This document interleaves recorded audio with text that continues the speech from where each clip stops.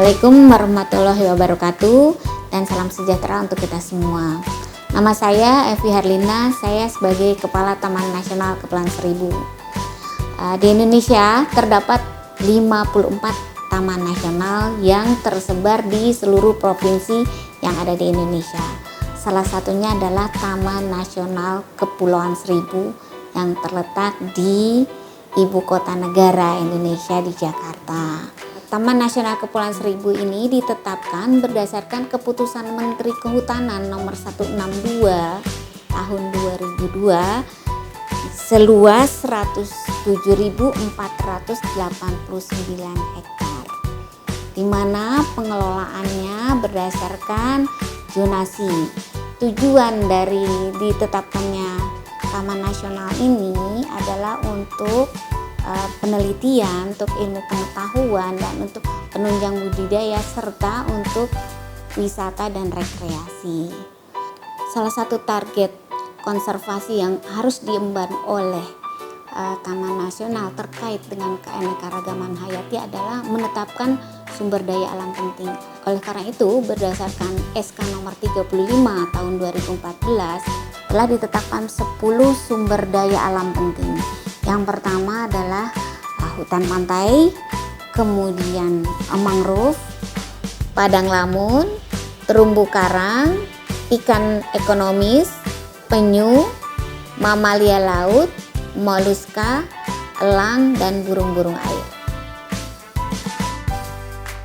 Taman Nasional Kepulauan Seribu tersusun dari berbagai macam sumber daya alam hayati dan non-hayati yang berperan penting dalam membentuk eksistensi dan fungsi kelestarian alam. Diperlukan langkah-langkah penting dalam melindungi dan melestarikan flora dan fauna yang ada di Taman Nasional Kepulauan Seribu, guna menjaga keberlangsungan hidup mereka sebagai penyusun ekosistem alami dalam satu sistem ekologi. Kepala Balai Taman Nasional Kepulauan Seribu menetapkan Surat Keputusan Nomor 35/BTNKPS1/tahun 2014 pada tanggal 29 bulan Agustus tahun 2014 mengenai 10 sumber daya penting atau disebut juga sebagai 10 SDP. Ke-10 sumber daya penting tersebut merupakan bagian dari keanekaragaman hayati baik flora maupun fauna yang pengelolaannya menjadi prioritas utama karena ditetapkan sebagai identitas utama pembentuk ekosistem yang terdiri dari hutan pantai. Hutan pantai tumbuh dan berkembang di tepi pantai, tidak dipengaruhi oleh iklim, dan berada di atas garis pasang air laut tertinggi. Mangrove. Mangrove merupakan tumbuhan tropis yang hidup di daerah pasang surut air laut dan sangat dipengaruhi oleh tingkat keasinan air laut.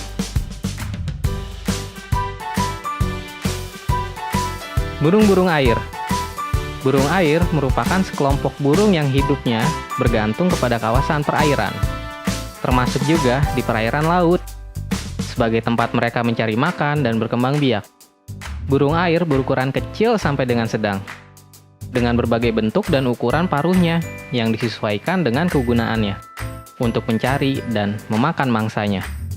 Elang. Elang merupakan burung karnivora berdarah panas, mempunyai sayap dan tubuhnya diselubungi oleh bulu pelepah. Telur burung elang mempunyai cangkang yang keras dan ditempatkan dalam sarang yang dibuatnya.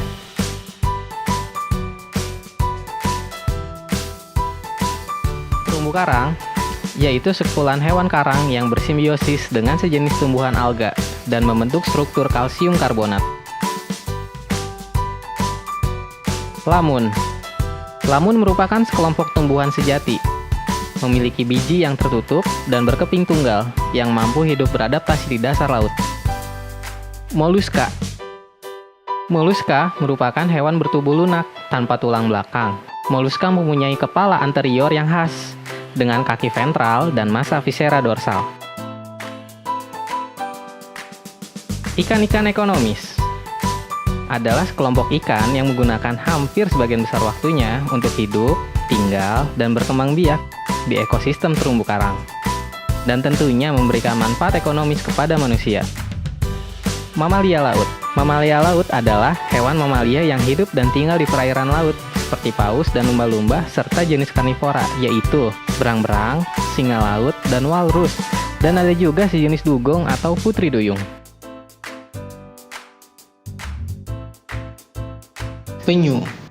Penyu termasuk hewan zaman purba yang dahulu hidup bersama dengan dinosaurus, namun masih ada di bumi hingga zaman sekarang. Ia bisa menempuh perjalanan hingga ribuan kilometer hanya dalam waktu sebulan.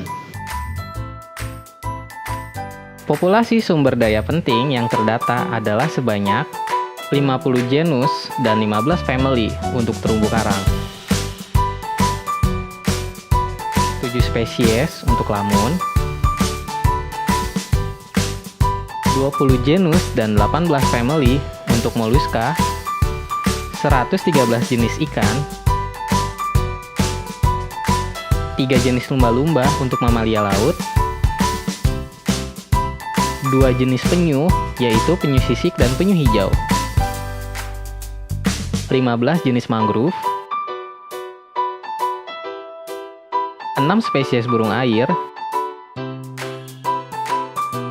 3 spesies burung elang, termasuk salah satunya yaitu elang bondol, dan 7 jenis tanaman untuk hutan pantai. Pada tahun 2016, Bapak Presiden Republik Indonesia, Bapak Joko Widodo, mengesahkan Taman Nasional Kepulauan Seribu sebagai Santuari Biota.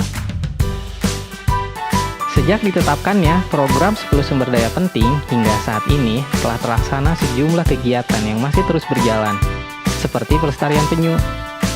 Pada musim-musim tertentu, pengunjung dapat mengikuti aktivitas melepas penyu di pesisir pantai di Kepulauan Seribu.